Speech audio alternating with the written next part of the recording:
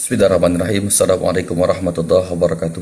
Apa kabar semuanya? Subhanallah, alhamdulillah, luar biasa, tetap ceria. Allahu akbar, la ilaha illallah, Muhammadur Rasulullah, inna nabil khair. Saya dirahmati Allah Subhanahu wa taala untuk mendapatkan keberkahan dan ridho Allah Subhanahu wa taala. Mari sama-sama kita awali pertemuan kita pada hari ini dengan melafalkan al-basmalah seraya berdoa kepada Allah Subhanahu wa taala. A'udzu billahi minasyaitonir rajim. Bismillahirrahmanirrahim. Rabbana zidna ilma warzuqna fahma wa amalan mutaqabbala. Amin ya rabbal alamin. Baiklah semuanya, adapun tema kita pada kesempatan kali ini adalah mari mengetahui kisah para nabi. Subtema kisah keteladanan Nabi Ilyas alaihissalam. Adapun tujuan pembelajaran pada pertemuan kali ini di antara yang pertama adalah menceritakan kisah keteladanan Nabi Ilyas alaihissalam.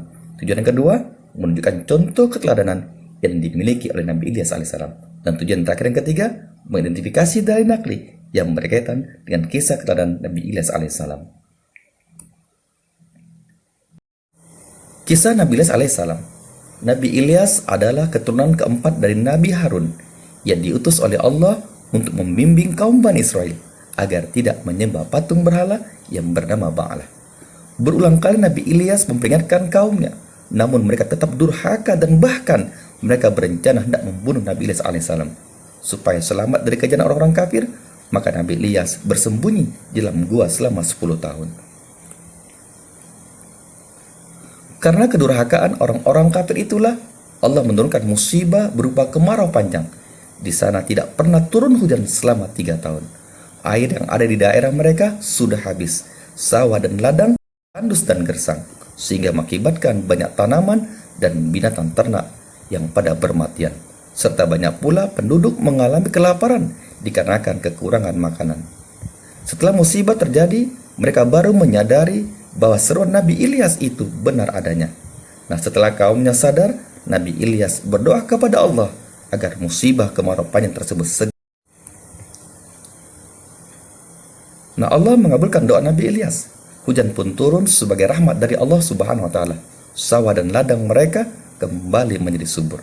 Namun, sangat disayangkan sekali, mereka kembali durhaka kepada Allah.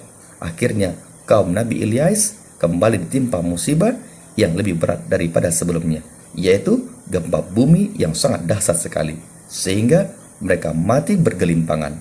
Nabi Ilyas dan orang-orang yang beriman lainnya selamat sebab mereka telah pergi lebih dahulu meninggalkan negeri tersebut.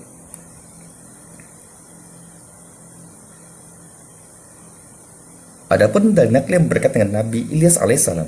A'udzu billahi minasyaitonir rajim. Bismillahirrahmanirrahim. Wa inna Ilyas laminal mursalin liqaumi ala tattaqun atad'una baqala wa tadharun ahsanal khaliqin. Allah rabbakum wa rabba abaikumul awwalin. Yang artinya, dan sesungguhnya Ilyas benar-benar termasuk salah seorang rasul-rasul. Ingatlah ketika ia berkata kepada kaumnya, mengapa kamu tidak bertakwa?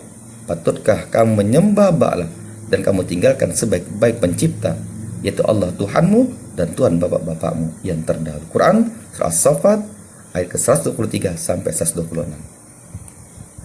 Ustaz banggakan dari kisah tadinya dapat kita ambil beberapa kesimpulan, diantaranya Nabi Ilyas adalah keturunan keempat dari Nabi Harun yang diutus oleh Allah untuk membimbing kaum Bani Israel agar tidak menyembah patung berhala yang bernama Ba'alah. Kesimpulan kedua, Nabi Ilyas selalu sabar dan tabah menghadapi umatnya yang durhaka kepadanya, serta tidak pernah berhenti mengajak umatnya agar senantiasa berbuat kebaikan. Kesimpulan terakhir yang ketiga, Allah akan memberikan musibah atau bencana kepada hamba-hambanya yang durhaka dan mengingkari ajaran yang dibawa oleh Rasulnya. Dirahmati Allah Subhanahu wa taala, sampailah tugas di rumah. Adapun tugas di rumah adalah yang pertama, siapakah Nabi Ilyas itu? Yang kedua, tuliskan 2 bencana yang dialami umat Nabi Ilyas alaihissalam. Moga kiranya tugas dikerjakan dengan teliti supaya nilainya nanti mumtaz ataupun excellent. Amin amin rabbal alamin. Nah, saat yang dirahmati Allah Subhanahu wa taala, demikianlah materi kita pada hari ini. Lebih kurang Ustaz mohon maaf, kepada Allah Ustaz mohon ampun. Kiranya bermanfaat bagi kita semuanya. Mari sama-sama kita akhiri pertemuan kita pada hari ini dengan melafalkan alhamdulillah seraya membaca kifaratul majelis. A'udzubillahi minasyaitonir rajim.